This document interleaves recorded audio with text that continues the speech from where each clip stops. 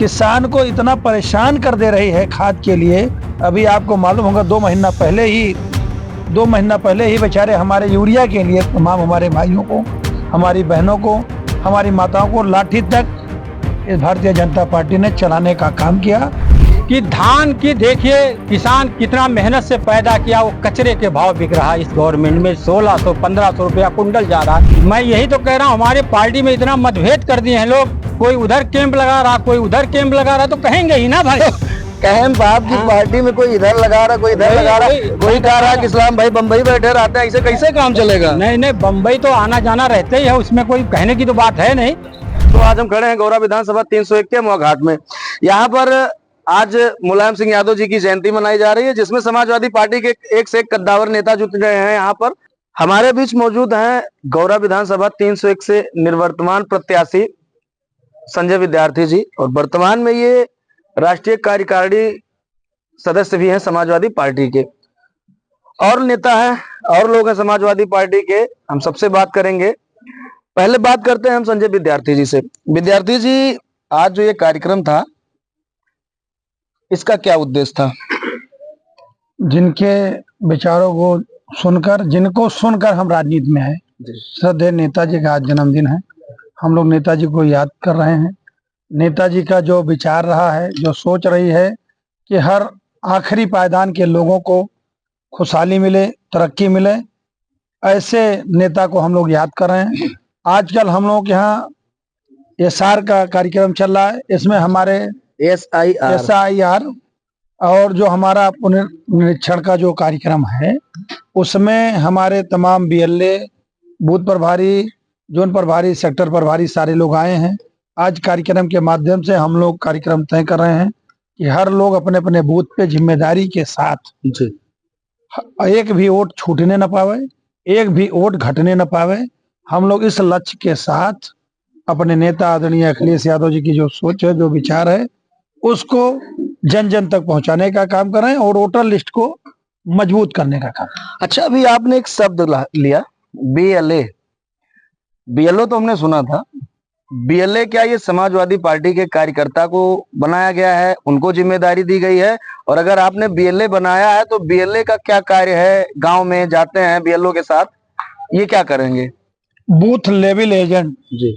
BLA का मतलब ये बूथ लेवल एजेंट, और वो हमारे पार्टी के सक्रिय कार्यकर्ता हैं। उनको हम लोगों ने नामित किया है। उनके माध्यम से हम लोग गांव में अगर कोई दिक्कत हो रही है, कोई BLO अगर दिक्कत कर रहा है, कहीं वोट बढ़ने में या वोट काट रहा है कोई, तो उसको हम लोग संज्ञान में लेके हम लोग उच्च अधिकारियों से बात करेंगे।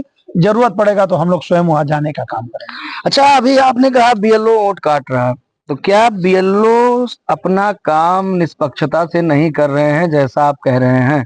नहीं, जैसा कि लोगों के अंदर थोड़ा कुछ भरम रहा है जी भाई। लोगों को लगता है क्योंकि हम लोग सरकार से लड़ रहे हैं जी, और BLO सरकार के ही अंग है, तो कहीं ना कहीं मन में मान लिया किसी के अगर हो, लेकिन हम लोग हर मोर्चे पे लड़ने का काम करेंगे और हर मोर्चे पे अपने लोगों के साथ खड़े रहने का काम करेंगे। अभी गेहूं की बुआई चल रही है। किसान जो इस समय है, कहीं ना कहीं छोटे किसान हो चाहे बड़े किसान हो, वो उर्वरक को लेकर कुछ ना कुछ शिकायत कर रहा है। निश्चित तौर पे जब से भारतीय जनता पार्टी की सरकार आई है, जब से भारतीय जनता पार्टी की सरकार आई है, ये नौजवान विरोधी है, किसान विरोधी है, छोटे व्यापारी विरोधी है। ये लगातार लोगों को प्रताड़ित करने का काम करे, जैसे नौजवानों को रोजगार नहीं दे रहे, किसान को इतना परेशान कर दे रही है खाद के लिए। अभी आपको मालूम होगा 2 महीना पहले ही बेचारे हमारे यूरिया के लिए तमाम हमारे भाइयों को, हमारी बहनों को, हमारी माताओं को लाठी तक इस भारतीय जनता पार्टी ने चलाने का काम किया। आज फिर डाई की किल्लत है, लोग परेशान हैं। ये भारतीय जनता पार्टी चाहती है कि ये आम जनमानस परेशान रहे और अपने रोजमर्रा के लिए परेशान रहे। हमसे ना रोजगार मांगे, ना हमसे और कोई बात करे। जब आदमी खाद के लिए ही परेशान है, आदमी अपने रोजमर्रा के सामान के लिए परेशान है, तो कैसे और विकास की बात करेगा? और भी रोड, सड़क और तमाम चीजों के जो मूलभूत सुविधाएं हैं उसके लिए सड़क की बात आपने की। सड़कों की क्या स्थिति है इस समय? आप अपने विधानसभा की बात करिए। निश्चित तौर पे मैं कई बार कह चुका हूं, फिर आपसे कह रहा हूं कि 2012 में जब उत्तर प्रदेश में माननीय अखिलेश यादव जी की सरकार 12 से 17 चली है, पूरे प्रदेश में जाल बिछाने का, सड़कों का काम किए। और जहां आप खड़े हैं इस विधानसभा में भी राजा आनंद सिंह साहब विधायक हुए थे और कैबिनेट मंत्री हुए थे। वो कद्दावर कैबिनेट मंत्री थे। वो नेताजी उनका सम्मान करते थे। और उसी समय हम अभी यहाँ खड़े हैं, आप यहाँ पे ये पुल, ये रोड, तमाम काम तो हमने करवाया। आदरणीय अखिलेश यादव जी के नेतृत्व में जब सरकार चल रही थी, इसी विधानसभा में तमाम काम, और हमें लग रहा दर्जनों क्या नाम है पुल पुलिया का काम इस विधानसभा में उसी जमाने से शुरू हुआ। कुछ काम पूरा हो गया था, कुछ नहीं पूरा हो पाया था। इस भारतीय जनता पार्टी के गलत नीतियों के कारण धीरे धीरे सनय सनय, अब कब तक वो पूरा करेंगे भगवान जाने। आज हमारे माननीय कद्दावर नेता मुलायम सिंह यादव जी का जन्मदिन है। मैं उसके लिए मैं आपके चैनल के माध्यम से पूरे भारतवर्ष को मैं उनको मुबारकबाद देता हूं। और वो जहां भी हों, मैं उनसे दुआ करता हूं कि जहां भी रहें और हम समाजवादियों पे उनका साया और छत्र छाया रहे। समाजवादी पार्टी उनके दुआओं से आगे बढ़े। सुना जा रहा है कि आप विधानसभा से गायब रहते हैं। नहीं, ये तो कहने वाले तो कह ही रहे हैं ना। आप ही की पार्टी के कुछ लोगों ने कहा। ऐसा है, देखिए हमारे पार्टी के ही लोग जो है, मैं यही तो कह रहा हूँ, हमारे पार्टी में इतना मतभेद कर दिए हैं लोग। कोई उधर कैंप लगा रहा, कोई उधर कैंप लगा रहा, तो कहेंगे ही ना भाई। कैंप आपकी पार्टी में कोई इधर लगा रहा, कोई इधर लगा रहा, कोई कह रहा कि इस्लाम भाई बम्बई बैठे रहते हैं, ऐसे कैसे काम चलेगा। नहीं नहीं, बम्बई तो आना जाना रहते ही है, उसमें कोई कहने की तो बात है नहीं। और रह गया सवाल, जो लोग कह रहे हैं वो तो गलत अफवाह उड़ा रहे हैं। इससे मैं आपके चैनल के माध्यम से कहता हूं।